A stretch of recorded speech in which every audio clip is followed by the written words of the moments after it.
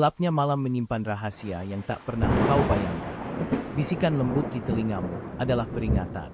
Di sini, di bisikan malam, kami membawa kisah yang akan membuat darahmu membeku dan jiwamu bergidik.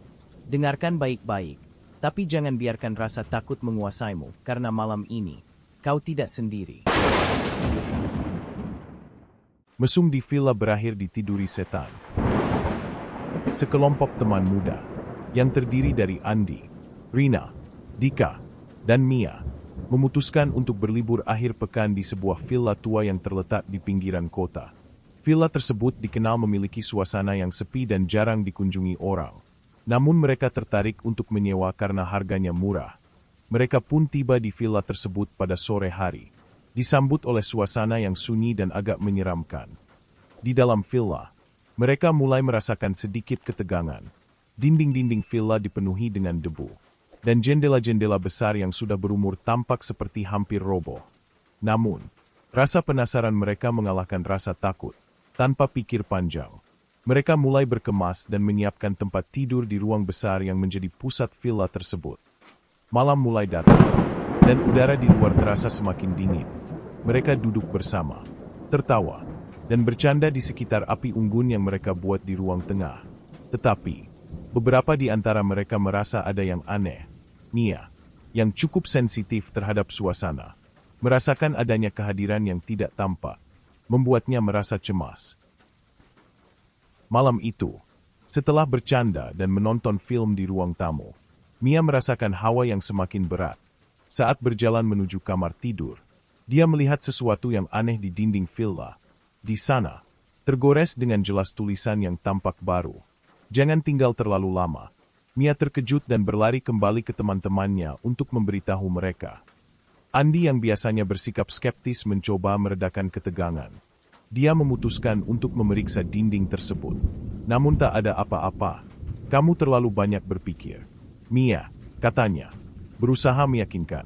Namun, Mia tidak bisa menghilangkan perasaan takutnya. Ada sesuatu yang tidak beres di villa itu. Sesuatu yang tersembunyi. Pada malam hari, ketika mereka tidur, suara aneh terdengar dari luar kamar. Sesekali, terdengar suara langkah kaki di lorong. Padahal tak ada siapapun di sana. Dika bangun dan mencoba memeriksa sumber suara. Namun dia tidak menemukan apapun selain udara dingin yang menusuk kulitnya. Rina yang terbangun juga merasa tidak nyaman. Dan anehnya, matanya teralihkan ke cermin di sudut ruangan.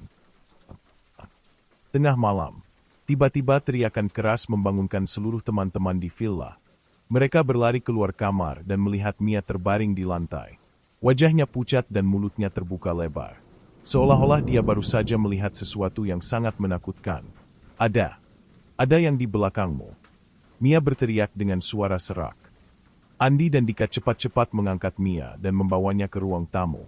Namun, suasana di villa semakin mencekam. Listrik tiba-tiba mati, meninggalkan mereka dalam kegelapan total. Hanya suara gemerisik yang bisa mereka dengar. Seolah ada sesuatu yang bergerak di sekitar mereka. Kita harus keluar dari sini, kata Dika dengan panik. Namun, ketika mereka mencoba membuka pintu villa untuk pergi, mereka menyadari pintu itu terkunci rapat. Mereka terkunci di dalam, tanpa bisa melarikan diri. Ketegangan semakin memuncak saat mereka merasakan hawa dingin yang menusuk tulang. Seolah-olah sesuatu yang tidak terlihat sedang mengintai mereka. Pada pagi hari, Mia merasa lebih baik meskipun masih merasa ketakutan. Dia ingat bahwa malam itu, sebelum terjatuh pingsan, dia melihat sesuatu yang mengerikan di cermin.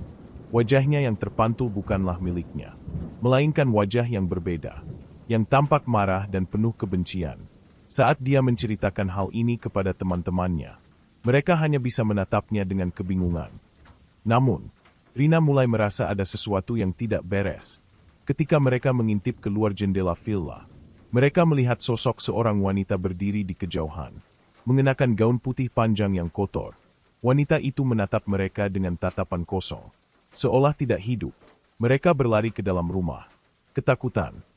Ketika mereka kembali ke dalam, mereka memutuskan untuk memeriksa bagian lain dari villa, mencari jalan keluar atau sekadar mencari jawaban.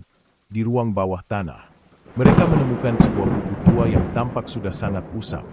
Buku itu berisi catatan-catatan yang tidak bisa mereka pahami. Namun beberapa halaman terakhir menunjukkan simbol-simbol yang tampak seperti ritual. Buku yang mereka temukan di ruang bawah tanah tampaknya mengandung petunjuk mengenai sejarah villa tersebut, di halaman-halaman yang lusuh. Mereka membaca tentang seorang wanita yang mati di villa itu ratusan tahun lalu dalam sebuah ritual yang melibatkan pengorbanan jiwa. Wanita tersebut, yang dikenal dengan nama Aisyah, dikatakan telah mengutuk villa itu agar setiap orang yang datang akan menjadi korban dari roh-roh jahat. Mereka merasa ngeri setelah membaca ini. Namun Dika mencoba untuk tetap tenang. Ini hanya cerita lama. Kita harus mencari cara untuk keluar dari sini, ujarnya. Namun, tidak ada yang bisa mengabaikan perasaan janggal yang muncul. Setiap sudut villa terasa semakin menyesakkan, dan suara-suara aneh mulai terdengar lagi di luar. Malam tiba, dan saat mereka duduk bersama di ruang tamu, suasana semakin tegang, lampu berkedip-kedip. Dan tiba-tiba sebuah suara halus terdengar dari sudut ruangan. Kalian tidak bisa pergi. Suara itu berbisik, seolah datang dari dalam dinding. Mereka semua terdiam, ketakutan, menyadari bahwa villa ini tidak hanya angker, tetapi juga memiliki kekuatan gelap yang mengikat mereka di dalamnya. Ketegangan semakin memuncak saat mereka merasa ada yang mengawasi mereka setiap saat. Dika yang pertama kali merasakannya. Merasa ada tangan yang mencengkeram lengannya saat dia berjalan keluar kamar. Saat menoleh, tidak ada siapapun di sana, tetapi hawa dingin yang mengelilinginya begitu nyata. Sementara itu, Rina merasa bahwa ada seseorang yang mengikuti langkahnya. Setiap kali dia berbalik, tidak ada siapapun. Namun, bayangannya yang terlihat di cermin villa tampak bergerak dengan cara yang aneh, seolah hidup dan mengawasi mereka dari dalam. Ada yang tidak beres di sini. Rina berbisik ketakutan, mencoba membangunkan yang lain. Mia, yang sudah sangat ketakutan, mulai terobsesi dengan dinding villa yang tampak bergerak. Terkadang, dia bisa melihat wajah-wajah mengerikan muncul di balik permukaan kayu dan batu. Setiap kali dia berusaha mengabaikannya, wajah-wajah itu semakin jelas, seolah memanggilnya dengan suara bisikan yang semakin dekat. Dalam keputusasaannya, Mia mulai merasa bahwa mereka tidak akan bisa keluar dari tempat itu hidup-hidup. Keadaan semakin mencekam ketika mereka menemukan lebih banyak petunjuk mengenai sejarah villa tersebut. Sebuah ukiran di dinding bawah tanah mengungkapkan bahwa setiap orang yang menginjakan kaki di villa ini akan menjadi bagian dari ritual. Dan hanya pengorbanan darah yang bisa mengakhiri kutukan itu. Mia mulai merasa bahwa mereka akan menjadi korban selanjutnya jika tidak segera melakukan sesuatu. Andi, yang semakin terdesak, menyarankan agar mereka mencari cara untuk mengusir roh-roh tersebut. Namun, di saat yang sama, mereka mulai merasakan perubahan dalam diri mereka. Rina mulai berbicara dengan suara yang bukan suaranya. Sementara Dika sering menghilang selama beberapa menit tanpa penjelasan. Masing-masing dari mereka merasa ada sesuatu yang merasuki tubuh mereka, mendorong mereka untuk melaksanakan ritual itu. Malam itu, saat mereka berusaha untuk tidur, suara langkah kaki terdengar semakin dekat. Mia membuka mata dan melihat sosok seorang wanita berpakaian putih berdiri di samping tempat tidurnya. Wanita itu tersenyum lebar, matanya kosong, dan ia berbisik, "Kalian sudah memilih. Saatnya tiba." Panik melanda teman-teman itu ketika mereka menyadari bahwa mereka telah terperangkap dalam ritual yang tak bisa dihentikan. Setiap langkah mereka tampak diatur oleh kekuatan yang tak terlihat. Mereka tidak bisa bergerak bebas, seolah-olah tubuh mereka dikendalikan oleh sesuatu yang jauh lebih kuat dari mereka. Mia, yang merasa semakin lemah, berteriak memohon untuk dibebaskan. Namun, suara teriakan itu hanya membuat mereka semakin terikat dalam pengaruh gelap villa. Dika dan Rina mencoba mencari jalan keluar. Namun setiap pintu yang mereka buka kembali mengarah ke ruang bawah tanah yang penuh dengan simbol-simbol mengerikan. Tiba-tiba, mereka dikejutkan dengan suara gemuruh yang datang dari dinding. Tembok villa mulai bergetar. Dan dari dalam dinding itu muncul sosok-sosok bayangan hitam yang menyeramkan. Mereka semua merasa tubuh mereka semakin lemas. Dan seolah-olah jiwa mereka mulai terlepas. Rina berteriak. Namun suara itu hilang dalam kegelapan. Ketika mereka mulai kehilangan kendali atas tubuh mereka, Mia melihat bayangan tubuh mereka berubah menjadi sosok-sosok gelap yang terperangkap dalam kekosongan. Sepertinya, mereka sedang berusaha melarikan diri dari tubuh mereka yang kini dikuasai oleh entitas lain. Semuanya berjalan dalam kesunyian. Hanya terdengar desahan dan suara langkah kaki yang semakin mendekat. Andi, yang masih berusaha bertahan, merasa bahwa semua ini merupakan hasil dari kesalahan mereka yang terlalu nekat tinggal di villa itu. Mereka seharusnya tidak pernah melibatkan diri dalam kejadian-kejadian misterius yang berhubungan dengan kekuatan gelap tersebut. Namun, saat dia berusaha berpikir, pikirannya semakin kabur, dan tubuhnya semakin terasa berat. Mereka akhirnya menyadari bahwa mereka tidak hanya terjebak dalam villa, tetapi juga dalam lingkaran takdir yang sudah lama ditentukan. Setiap kali mereka mencoba melarikan diri, mereka selalu kembali ke tempat yang sama, terperangkap dalam bayangan-bayangan yang semakin kuat. Malam berikutnya, mereka benar-benar kehilangan pegangan pada kenyataan. Semua yang mereka lihat dan rasakan terasa seperti mimpi buruk yang berulang.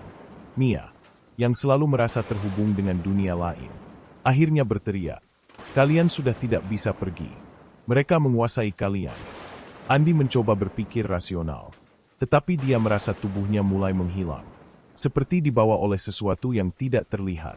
Dika, yang sekarang merasa seperti tubuhnya sudah tidak lagi miliknya, mencoba melawan, tetapi rasanya sia-sia.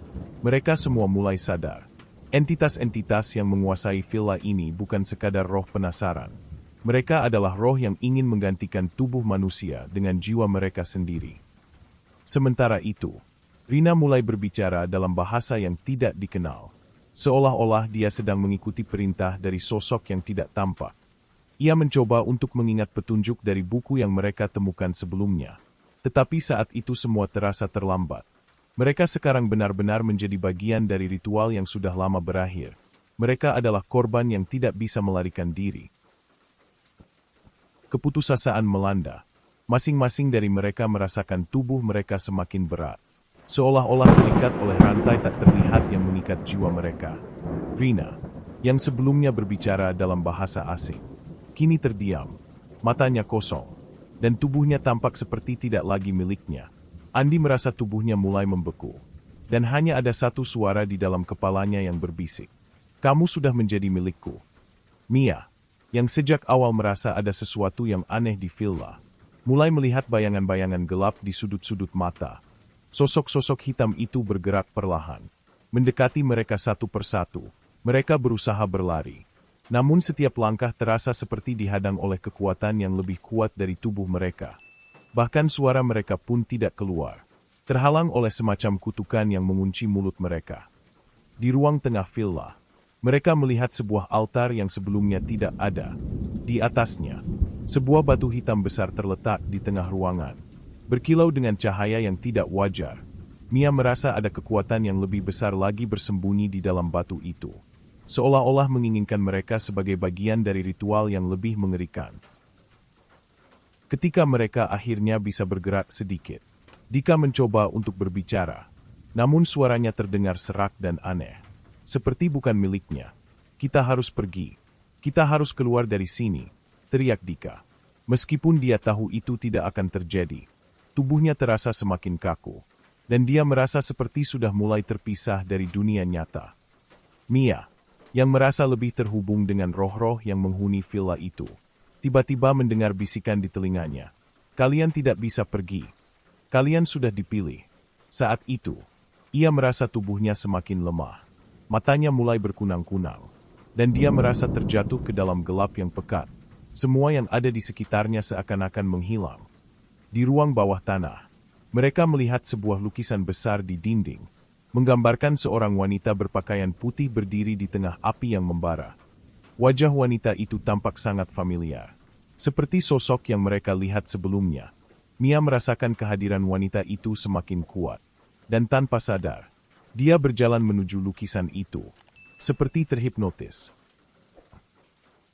Seiring berjalannya waktu, suasana semakin menekan. Rina, yang sebelumnya terlihat tidak sadar, tiba-tiba bangun dan mulai berbicara dengan suara yang mengerikan. "Mereka ingin kita tinggal selamanya. Semua teman-temannya merasa ketakutan. Karena suara itu jelas bukan milik Rina.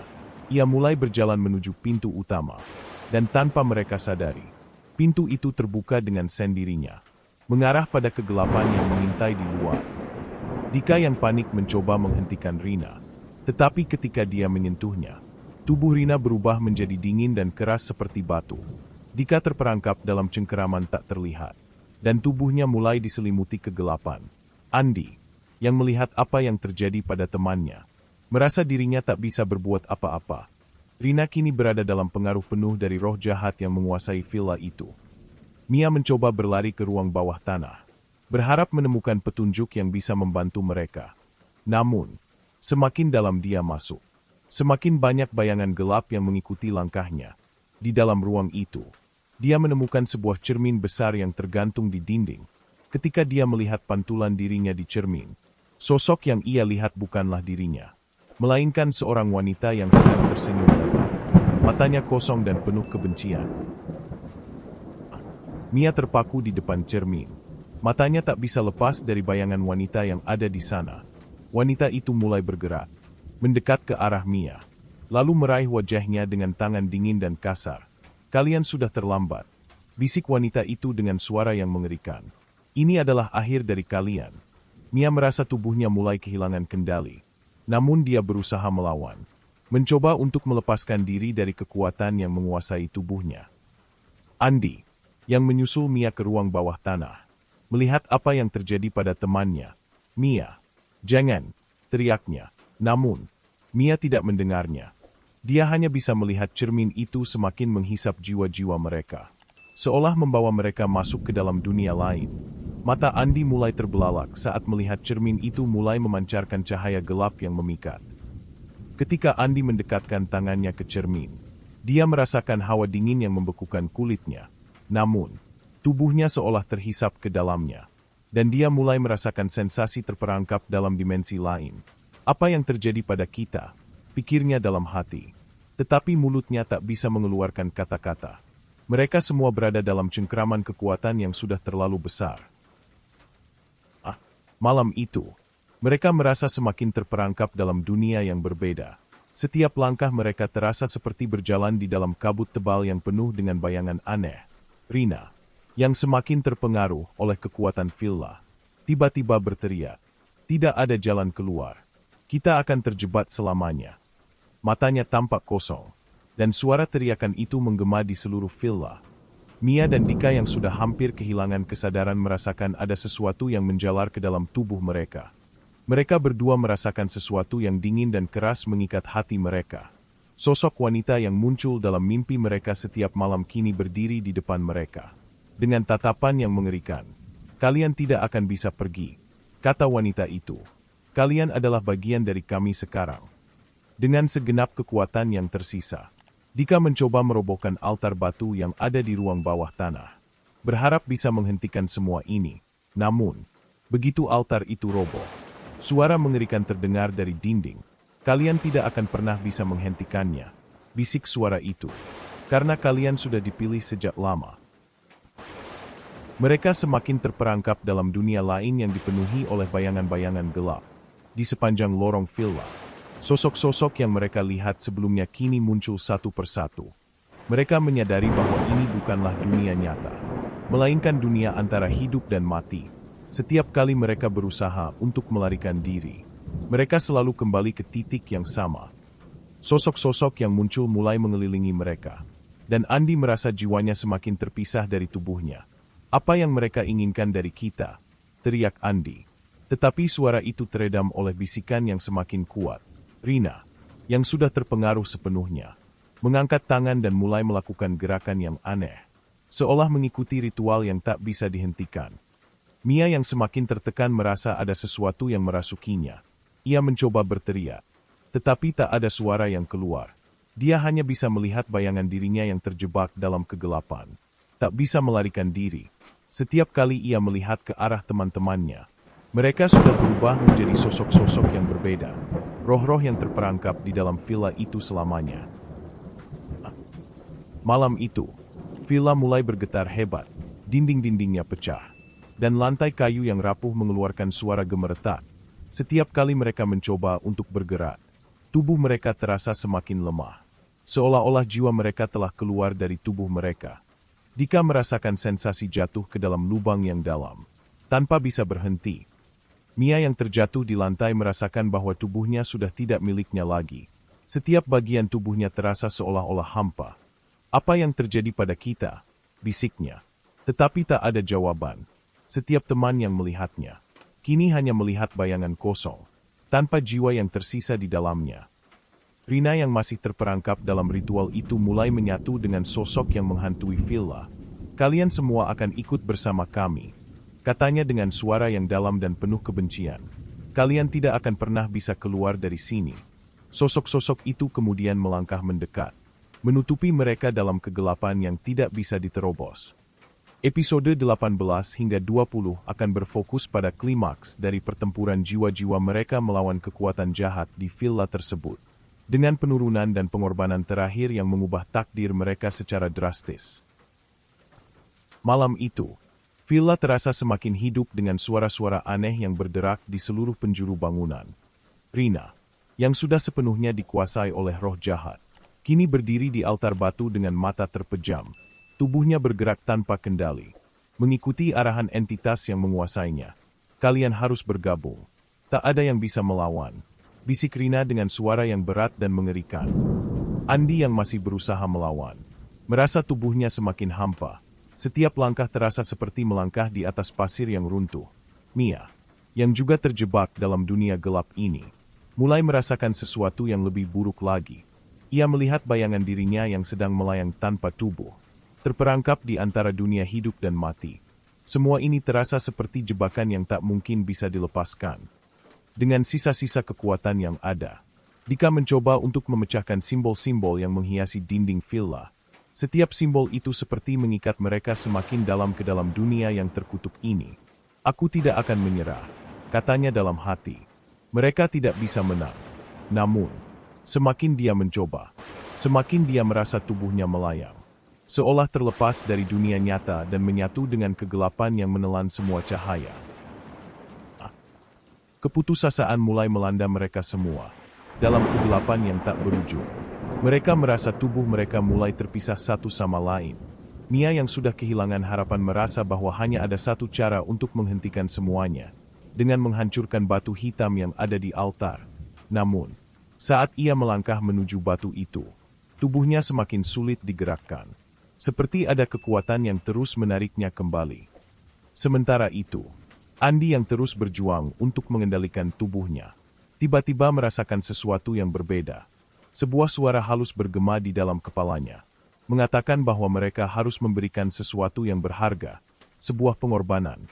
Hanya dengan pengorbanan yang besar, kalian bisa bebas dari kutukan ini. Suara itu berbisik. Tapi hati-hati. Pengorbanan itu akan membuat kalian kehilangan segalanya. Dika yang mendengar bisikan itu merasa terperangkap. "Apa yang bisa aku korbankan?" pikirnya. Ia mencoba melihat sekeliling, dan tiba-tiba matanya tertuju pada Rina yang masih terikat dalam ritual. Mungkin dia satu-satunya cara untuk menghentikan ini, pikir Dika. Dengan hati yang penuh ketakutan, Dika mendekati Rina, berusaha untuk menghentikan ritual itu. Namun, Rina tiba-tiba membuka matanya, dan senyum mengerikan muncul di wajahnya. Waktu terasa berjalan sangat lambat saat mereka mendekati titik akhir perjuangan mereka.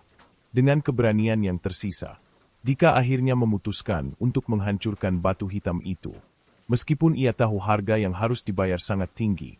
Namun, saat tangannya menyentuh batu itu, dunia mulai bergetar hebat. Suara jeritan yang mengerikan memenuhi seluruh villa. Semua simbol di dinding menyala, dan kegelapan yang memekakkan telinga menguasai segalanya. Mia, yang tak bisa lagi bertahan, melihat tubuhnya mulai menghilang satu persatu. Andi dan Dika yang sudah hampir kehilangan diri mereka, menyaksikan tubuh mereka terangkat ke udara, terhisap oleh kekuatan yang tak terlihat. "Ini adalah akhir kalian," suara dari dalam batu itu bergema. "Kalian telah menjadi bagian dari dunia kami." Dengan pengorbanan terakhir, Dika berhasil menghancurkan batu hitam itu. Namun, saat itu juga seluruh villa meledak dalam semburan cahaya yang sangat terang. dan tubuh mereka tercabik-cabik oleh energi yang dahsyat. Mereka tahu bahwa mereka telah mengakhiri kutukan itu. Tetapi tidak ada yang tahu apakah mereka benar-benar bebas. Hanya keheningan yang tersisa, mengaburkan nasib mereka yang kini hanya menjadi kenangan di antara kegelapan yang abadi.